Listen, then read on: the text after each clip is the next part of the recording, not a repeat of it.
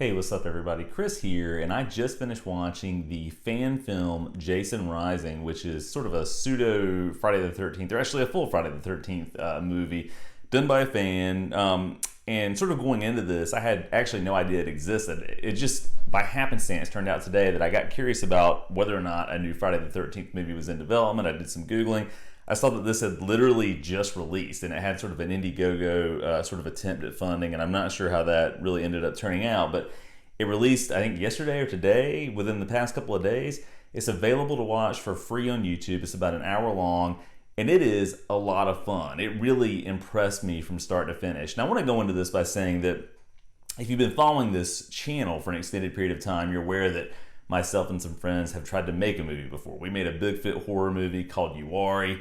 It was an exceptionally difficult thing to do on a really low budget. So I think I have at least, it's been a few years now, but I think I have sort of a superficial, at least, understanding of what goes into that and how difficult it can be. And so clearly this was a labor of love for everyone involved. And again, I had a great time watching it. So there are going to be spoilers in this review. So if you want to watch it, I would say go ahead and watch it. Come back after you've had a chance to sort of process everything, and then check out my thoughts and leave your comments below. So as far as the setting for this, right, and the time period in which this is happening, so it looks like it's present day based on the way everyone sort of behaves and dresses and all of that good stuff. But it picks up after Tommy Jarvis kills Jason. So it was really hard for me, I think, initially to kind of parse out where in the Friday the 13th timeline this is supposed to be set. And I have seen all the movies. It's been a while since I watched a number of them. So, as far as that goes, the setting of it was a little bit shaky for me to pin down at first. But as it progressed, you start to get kind of a better sense of, the major steps that they're excluding from this as opposed to what's part of Friday the 13th canon, especially when you get into the later films. So the movie opens up with Jason in a coffin being dragged out into the wilderness in Camp Crystal Lake in the middle of the night by a sheriff and some of his deputies to be buried. He's wrapped up in chains, or the coffin's wrapped up in chains. They want to put him in the ground once and for all. There's not really any context about how they captured him or what the setting was there, other than he had been shot by Tommy Jarvis. But clearly he's still alive as he's trying to bust his way out of the box. But it seems like this sheriff kind of understands the sort of pure evil that Jason is and wants to put him in the ground once and for all. And there's, a little bit of a tense scene where he's trying to break out. And I'll say, too, that this is a really well-filmed movie for being a fan film and not having the sort of budget or funding that a major motion picture from a studio might have. Great cinematography, great shots. The lighting is good throughout. The sound is good. The music is great consistently throughout. I do think the dialogue is a little bit stiff at times and the delivery can be a little bit flat, but that's not something you can really fault this for, just given, probably, again, the budget they had to work with and maybe some of the other limitations surrounding the production. So the setting for this and the setup for Jason to get free and then, sort of go on the murder rampage that we're all used to and expecting from a film like this is that there's a women's correctional facility in the woods not far from Camp Crystal Lake. 3 of the women decide to cut the penis off of one of the, officers that are working there. And when I first saw this, there's kind of a quick cut of showing that on the ground. I was thinking, is that dude's penis? Is that what that is? But then there are some jokes that are consistently told throughout about that whole situation. And in my mind, I'm thinking, okay, they're going to try to make these 3 women, sympathetic characters. Maybe they were being assaulted or abused or whatever, but that never really is discussed beyond that. It's just sort of this weird situation where they decided to cut this dude's penis off and then make their escape to try and get away from this correctional facility. So I felt like plot-wise that was a little bit of a missed opportunity. But again, you're not going into a movie like this expecting high art, right? And so that's something you can forgive. But it was a weird sort of omission as the movie progressed. But anyway, that's the setting, right? These 3 women are trying to make their escape. They end up in Camp Crystal Lake, of course, and it's been sort of walled off as land that can't be entered because it's been locked up in a long legal battle, which is kind of a nice reference to all the property rights and intellectual property rights that are tied to Friday the 13th and the debates that have happened and disputes that have happened over the many years that it's been a thing. But that's the setup. They're in Camp Crystal Lake. The officers have to track them down and try to bring them back. But of course, Jason is there, as is his mother.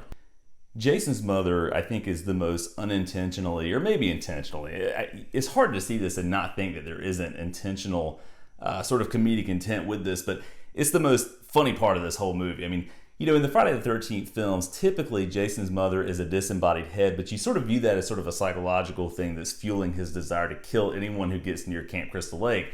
Here, his mother is literally a disembodied corpse who is walking around and wreaking havoc and killing people, and at one point she even puts her head back on and shows up at the end of the movie as sort of a zombie mom who's going a little bit nuts. Early on, you get that backstory about how Jason became Jason, how he was neglected by the camp counselors and drowned as a result of that, and how that fueled the anger of his mom. And the way that the filmmakers here recreate those sequences are awesome. I think that those are actually some of the best parts of this movie. Speaking of, I think that this is very clear throughout that this is really a love letter to Friday the 13th. There are a number of references to the previous movies consistently throughout. I've made some notes about these so I didn't overlook any of this. Early on, and then a little bit later in the movie, there's a reference to Sackface Jason, which I think was his original appearance in Friday the 13th Part 2. You have a reference to the aerobics video that's featured in one of the movies that shows up on a television, sort of in the background of one of the scenes. There's also a reference to the boxing sequence in Friday the 13th Part 8 in Manhattan on the rooftop, which is awesome. It's brief, but it seems like in that moment they were trying to sort of recreate that at least briefly a little bit. There's also a direct reference to the ending of the original film where young Jason pops up out of the lake and grabs the woman on the boat and pulls her under. So again, all those are awesome, and it just shows that this was really a labor of love and that they really wanted to put those little touches in there for the fans. There are also some really well done kill sequences, and that's what you want from a Jason movie, a Friday the 13th movie, right? And I've listed all the ones here that I could recall. There was a hammer beating in the movie. There was a machete through the head. And again, the effects are good. I mean, you can tell, again, that the budget is limited and some of it is done in sort of a cutaway motion so you don't get to see the gore directly. But a lot of it is sort of direct on and well done gore. So a machete through the head. The third one is a hatchet decapitation against a tree, as I recall. There is an axe kill at one point. There is a Predator-style kill where a person is sort of cut in the back with a machete, and while that person is on the ground, Jason reaches into their torso and pulls out the spine and skull and sort of holds it up. So again, kind of a Predator reference. It actually reminds me of one of the kills from the Victor Crowley Hatchet movies also, if you've seen those. And then there's some chainsaw mayhem that occurs a little bit later in the movie. As the story progresses and Jason's mom becomes more integral to what's happening as the whole thing reaches sort of a climax, there's a really cool effect where her severed head, I should say, is sort of transposed against sort of the psyche or the presence of her talking, and it's a well done effect. I think that's something that the director handled really well, and the special effects people handled really well with this. If I have one criticism here, I think that the pace of the movie is just a little too fast. You know, as it goes on, and again, it's an hour-long feature film, it just feels like if it were to slow down a little bit and breathe and just build the tension a little bit more, it probably would have been better served for it. I think if it had been like an hour and 15 minutes or an hour and 20 minutes even, that would have been good. But it's really just sort of move from one thing, move to the next thing, get into the kills. And it feels like maybe there was, and again, I'm speculating here, but it feels like maybe there was a hesitancy to let things just sort of breathe a little bit. And so I think I would have liked that a little bit more, but this is condensed Jason. And again, it's hard to fault a movie like this for that. And so, you know, overall, it's a really fun and well done experience. It also has some nice continuity in the form of Amy Steele, the actress from the second film who decapitated Jason's mother, I believe. If I'm wrong about that, somebody correct me. But she does that again, and there's sort of a nice comedic line where she says, I never thought I'd have to do that again. You know, I was kind of waiting for a heads up or a one-liner along those effects. But it's cool how it plays out. And again, it's got some nice continuity to it. It shows that it's honoring what came before and trying to sort of build on that. But again, it's a little bit muddy where it fits into the timeline overall, at least for me. I'm sure some more diehard fans will be able to pinpoint that without any issue. But yeah, overall, it was really well done. It's a fun time. It's free. And I applaud and congratulate everybody who worked on this. Overall, nice work from one Friday the 13th fan to another. Thank you for doing this.